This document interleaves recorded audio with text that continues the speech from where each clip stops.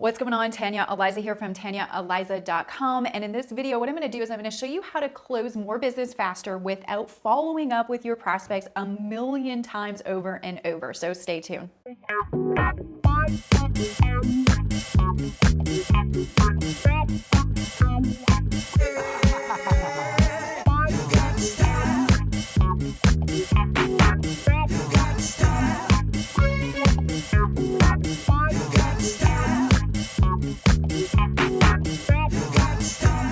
So here's the deal. I'm not even going to pretend to say that I love follow-up or that I have great training on follow-up simply because I hate follow-up. In my world of doing business presentations, to me, you are either really excited and you're in, or you're out and you're crossed off my list. I don't have a whole lot of lingerers that stay hanging out, littering up my list and making my world exhausting. So in this video, what I'm going to do is I'm going to give you some really cool processes so that you can stop follow-up and you can make your life a little bit easier and get people committed to a decision. Because for me, I don't care if somebody is a yes or a no. I just want them to commit to a decision so I can move forward in my business. So this is what this episode is all about this week. And in every episode of Tanya Eliza TV, I like to give you a free resource that you can download and implement into your business immediately and start seeing results with. And in this episode, we're talking all about closing the deal. So the free resource that you can pick up on my blog is all of my processes and scripts to closing the deal faster so you can move on faster in your business. So what you can do, if you'd like to grab that resource, you can head over to my blog at TanyaEliza.com/19 download, the number 19 download. I'll leave a link in the description box around this video, or if you're on my blog, there'll be a button below this video. Click that button and you can download that free resource, and it's all about closing. So how do you close the deal faster? Well, here's the thing. How you end is how you start, okay? So if you go into a presentation and you have not set up that presentation properly in your appointment booking for that presentation, it is not going to go well. So what I've learned being in network marketing for a very long time and doing a lot of business presentations is that if we set up the presentation properly from the get-go, we're gonna have a way easier and more effective time closing the sale when we ask for the sale. So how do we do that?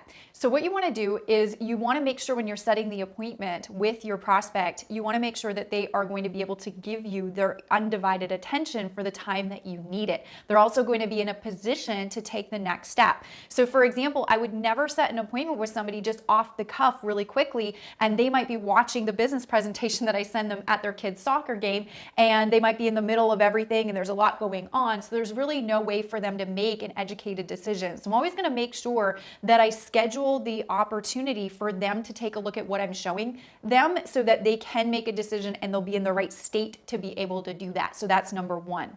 Number two, I will always leave the chit chat to a bare minimum.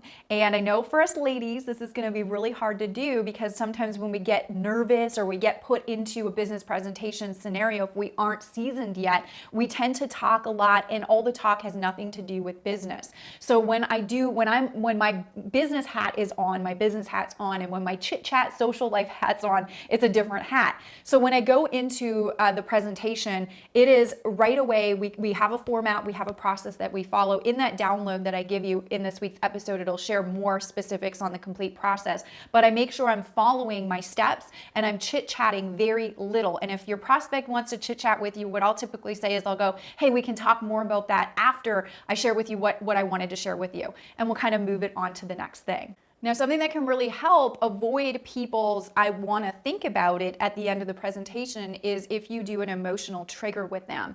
And typically this is in the setup before they watch the presentation or they're exposed to your product, service, or opportunity. And if you know something about your prospect, I will always kind of trigger that emotion. So for example, I might know my prospect, John, really wants to cut back some hours at work so he can spend more time with the family. And I might say something like this before the presentation even starts. I'll say, hey, John, I know that you told me that you wanted to cut back some hours at work and spend some more time with the family. And this is why I really thought this was important to share with you because it can help you do that if that's something you're serious about doing. So what that is it's an emotional trigger to get them to really pay attention to what it is that you want them to see and to build that emotion around it, because now it's about helping them with something that they really want. So they're going to be more inclined to pay attention to it. Now, after the presentation is the most important part for closing the sale and eliminating those I want to think about it or undecided people, right? So you have to ask for the sale. Now, the number one reason why people have the toughest time closing deals is because they never even ask for the sale. So you have to remember to ask for the sale. So how do you do this? Well, for me, and again, in our processes and my closing scripts, you can get that over on my blog at tanyaliza.com/19download. But what I'm going to say immediately after the presentation is done is I'm going to say, hey, John, what did you like best about what you just saw? I'm not going to ask John if they liked it. I'm never going to ask an open-ended question where they could say yes or no. I'm going to assume they loved it, and I'm going to say, hey, John, what did you like best about what you saw?